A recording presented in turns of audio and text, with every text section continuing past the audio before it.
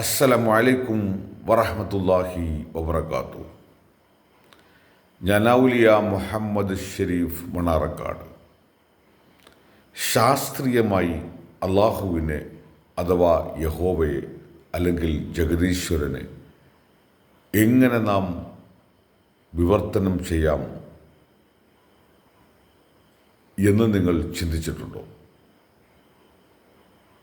ഈ പ്രപഞ്ചത്തെ സൃഷ്ടിച്ച അതിലെ ഏറ്റവും അത്യുന്നതനായ സൃഷ്ടാവിൻ്റെ സൃഷ്ടിയായ മനുഷ്യനെ ചിന്തിക്കാനും പ്രവർത്തിക്കാനും ലോകത്തെ കീഴടക്കാനും പഠിപ്പിച്ച ആ ശാസ്ത്രലോകത്തിൻ്റെ എക്കാലത്തെയും ഉന്നതൻ, ആ പ്രപഞ്ചനാഥനായ അല്ലാഹു ശാസ്ത്രലോകത്തിൻ്റെ മുടിചൂടാം മനൻ, ഊർജസ്രോതസ്സുകളുടെ അഥവാ മാലാഖമാരുടെ ആ ഉറവിടം അല്ലെങ്കിൽ സോഴ്സ്, എനർജിയുടെ ശക്തമായ സോഴ്സ്, ആ പ്രപഞ്ചനാഥനെ ആരാധിക്കുക, അവനോട് മാത്രം പ്രാർത്ഥനകൾ ചെയ്യുക. ഇതിന് വിപരീതമായി ആര് പ്രവർത്തിച്ചാലും അവർ ദൈവത്തിൽ പങ്കുചേർക്കപ്പെട്ടു അല്ലെങ്കിൽ അള്ളാഹുവിൽ പങ്കുചേർക്കപ്പെട്ടു. അവരുടെ വസ്ത്രങ്ങൾ വളരെ ശുദ്ധമായിരിക്കാം, പക്ഷേ അവരുടെ ഹൃദയങ്ങൾ ആ വസ്ത്രധാരണയ്ക്ക് നേരെ ഓപ്പോസിറ്റാണ് എന്ന യാഥാർത്ഥ്യം തിരിച്ചറിയുക. അത്തരം പണ്ഡിതന്മാർ നമ്മെ നയിക്കുന്നുവെങ്കിൽ അവർ നമ്മെ ജാഹിലിയ കാലഘട്ടത്തിലേക്കാണ് നയിക്കുന്നത്.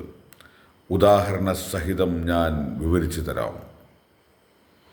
ഇന്നത്തെ കേരളത്തിലെ മത പണ്ഡിത വിഭാഗമായ സുന്നി പണ്ഡിത വിഭാഗം അഥവാ സമസ്തകൾ എന്ന് പറയുന്ന ഗുമസ്തകൾ, ആ നേതാക്കൾ അവർ സ്വന്തമാക്കി ഉണ്ടാക്കിയ ഊളപ്പാട്ടുകൾ പാടുന്നു. അത് സമൂഹത്തെ തെറ്റിദ്ധരിപ്പിച്ചുകൊണ്ട് പാടിപ്പിക്കുന്നു. പാടിയവനറിയില്ല എന്താണ് പാടുന്നത് എന്ന്, കേൾക്കുന്നവനറിയില്ല എന്താണ് ഞാൻ കേൾക്കുന്നത് എന്ന്, ഏറ്റു പറയുന്നവർക്കറിയില്ല എന്താണ് ഞങ്ങൾ ഉരുവിടുന്നത് എന്ന്. ഈ യാഥാർത്ഥ്യം മുസ്ലിം സമൂഹം തിരിച്ചറിയുക. അറബിയിൽ ഇടക്കിടക്ക് 4 വരികൾ ഉണ്ടാവും. വെള്ള വസ്ത്രധാരണ കണ്ടാൽ അവരെക്കാൾ ശുദ്ധന്മാരും അവരെക്കാൾ മഹാന്മാരും ആരുണ്ടെന്ന് നമ്മെ തെറ്റിദ്ധരിപ്പിക്കും. അങ്ങനെ ഈ മുശ്രിക്കുകൾ അഥവാ സുന്നികൾ നമ്മെ ജാഹിലിയ കാലഘട്ടത്തിലേക്ക് നയിച്ചു കൊണ്ടേയിരിക്കുന്നു. ആ ജാഹിലിയ പണ്ഡിതന്മാരിൽ നിന്നും നാം മാറി നിന്നില്ലെങ്കിൽ നമ്മുടെ മക്കൾ, നമ്മുടെ സമൂഹം കഴുതപ്പുറത്തും ഒട്ടകപ്പുറത്തും പോയി ലോകത്തിൻ്റെ ശാസ്ത്രവും സാങ്കേതികവിദ്യയും ലോകവിജ്ഞാനവും തേടി അള്ളാഹുവിൻ്റെ മുമ്പിൽ ഏറ്റവും ഉത്തമരായി ജീവിക്കേണ്ട ഈ സമൂഹം പഴഞ്ചനായ ഇരുണ്ട യുഗത്തിലേക്ക് മാറുക തന്നെ ചെയ്യും. നിങ്ങൾ ഇസ്ലാമിക രാജ്യങ്ങളിൽ എണ്ണയില്ലാത്ത എവിടെയാണ് പുരോഗതി, എവിടെയാണ് സമാധാനം? ഇതെല്ലാം മതനേതാക്കളുടെ ശക്തമായ ഇടപെടൽ മൂലം നമുക്ക് നഷ്ടപ്പെട്ടിരിക്കുന്നു. അല്ലെങ്കിൽ നേടിയെടുക്കാൻ പറ്റുന്ന ഭാഗങ്ങളിലെല്ലാം ഇവർ നമ്മെ ചൂഷണം ചെയ്ത് അടിമകളാക്കി എല്ലാം കൈക്കലാക്കിയിരിക്കുന്നു എന്ന യാഥാർത്ഥ്യം മുസ്ലിം സമൂഹം തിരിച്ചറിയുക. ആ എനർജിയുടെ ഉറവിടമായ അള്ളാഹു നമുക്ക് സമ്മാനിച്ച ഈ ശാസ്ത്രലോകത്തെ പഠിക്കുക. ആ ശാസ്ത്രജ്ഞന്മാരെ നാം സ്മരിക്കുക.